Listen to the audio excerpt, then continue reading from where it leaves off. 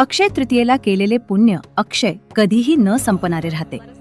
याच दिवशी आपल्या पूर्वजांचे पितरांचे स्मरण केल्यानं घरात सुख, शांती आणि समृद्धी लाभते, अशी वारसा चालत आलेली श्रद्धा आहे.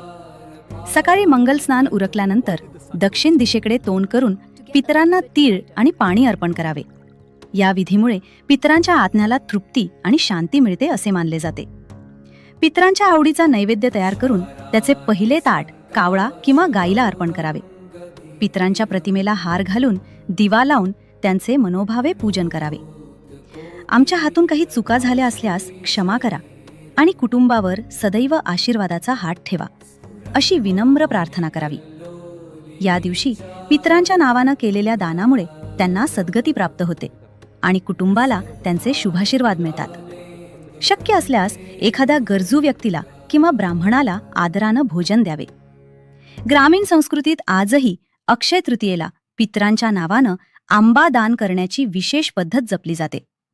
पितरांच्या कृपेनंच आपण आज इथे आहोत, ही जाणीव ठेवून केलेली सेवा म्हणजे खऱ्या अर्थानं अक्षय तृतीया साजरी करणं.